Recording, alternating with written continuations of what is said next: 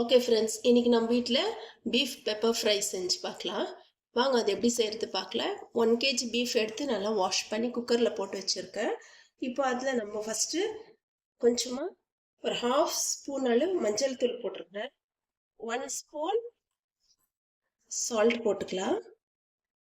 Salt போட்டுன்னு அது நம்ம வேக வச்சுக்கலாம். ஒரு 15 மினிட்ஸ் குக்கரில் ஹை ஃப்ளேம் வச்சு நம்ம வேக வச்சுக்கலாம். கொஞ்சமாக தண்ணி ஊற்றி வேக வச்சுக்கலாம். அவ்வளோதான், மூடி போட்டுக்கலாம்.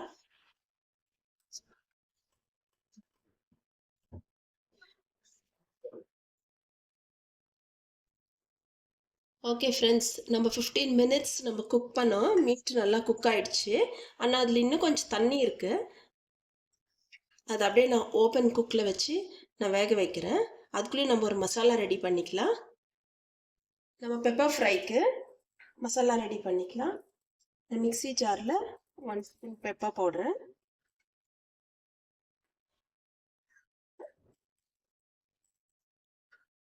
சோம்பு 1 ஸ்பூன் போடுறேன்,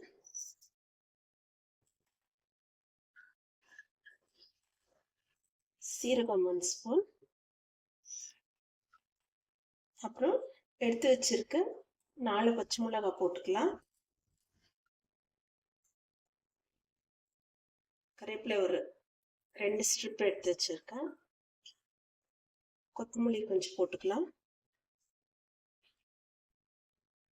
ஒரு பூண்டு தோலோடு போட்டுக்கலாம். இதெல்லாம் நம்ம மிக்சியில் கோர்ஸ் கிரைண்ட் பண்ணி எடுத்துன்னு வந்துடலாம்.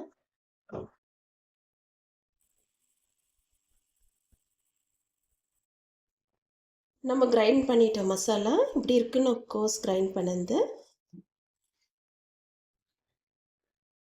ஆயில் ஊற்றிக்கலாம். பெப்பர் ஃப்ரை பண்ணுறதுக்கு ஒரு டேபிள் ஸ்பூன் அளவு ஆயில் ஊற்றிருக்கேன். 3 பெரிய வெங்காயம் எடுத்து வச்சுருக்கேன். 3 பெரிய வெங்காயம் எடுத்து கட் பண்ணி வச்சுருக்கேன். பெப்பர் ஃப்ரைக்கு ஆனியன்ஸ் கொஞ்சம் ஜாஸ்தியாக இருந்தால் நல்லா டேஸ்ட்டாக இருக்கும்.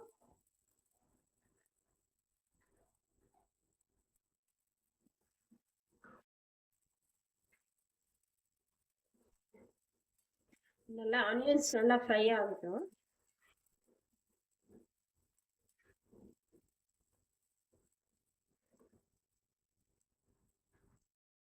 நம்ம ஆனியன்ஸ் இந்த அளவுக்கு ஃப்ரை ஆனால் போதும். இப்போ நான் எடுத்து வச்சிருந்த 1 டொமேட்டோ போட்டுக்கிறேன்.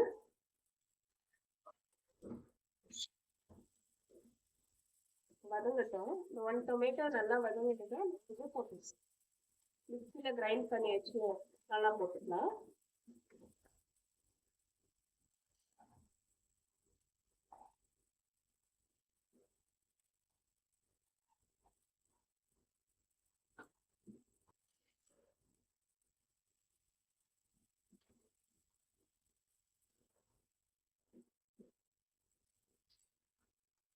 இது வதங்கட்டும்.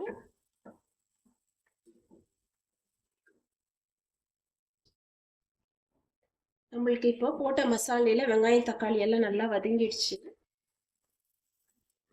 இந்த ஸ்டேஜில் நம்ம குக் பண்ண மீட் எடுத்து போட்டுக்கலாம்.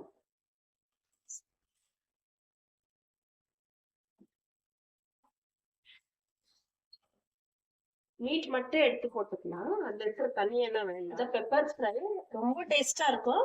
நீங்கள் ட்ரை பண்ணி எனக்கு கமெண்ட்ஸில் தெரியப்படுத்துங்க. இந்த ஸ்டேஜில் நான் என்ன பண்ணுறேன் பாருங்க.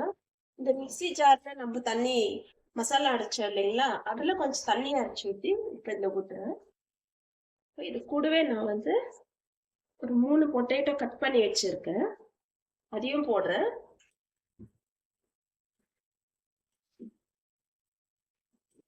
இந்த பெப்பர் ஃப்ரை கூட பொட்டேட்டோ போட்டு சாப்பிடும்போது ரொம்ப டேஸ்டாக இருக்கும்.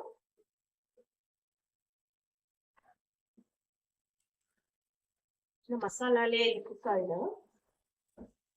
நம்ம ஒரு 10 மினிட்ஸ் மூடி வைக்கலாம்.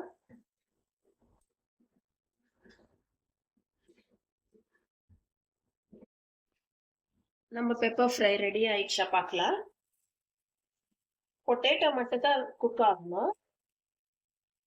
இப்போ இந்த ஸ்டேஜ்ல நான் கொஞ்சம் சால்ட் போட்டுக்கிறேன். தேவையான அளவு சால்ட் போட்டுக்கலாம்.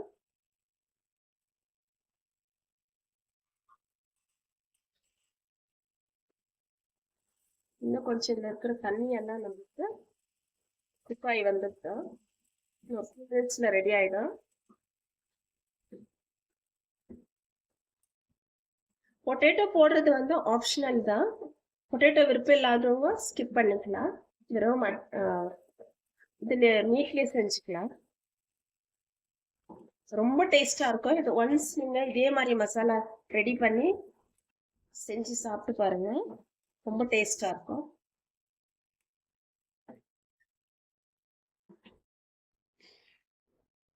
நம்ம பீஃப் பெப்பர் ஃப்ரை ரெடி ஆயிடுச்சு. இப்போ சர்வ் பண்ணிக்கலாம்.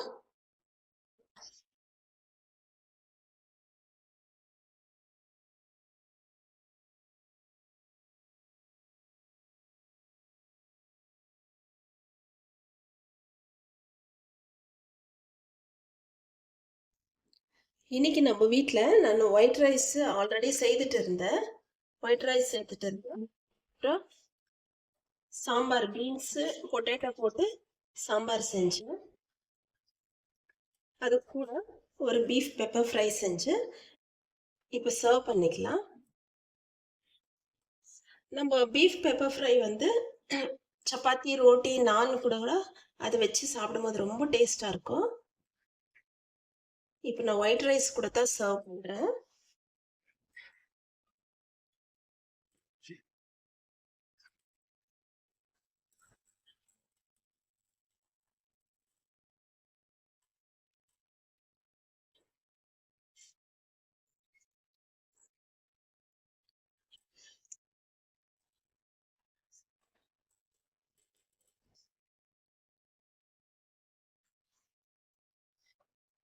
ஓகே ஃப்ரெண்ட்ஸ், நம்ம இதோட கூட நம்ம வச்சு சாப்பிடும்போது ரொம்ப டேஸ்டா இருக்கும். நீங்களே இதே செய்து சாப்பிட்டு பாருங்க.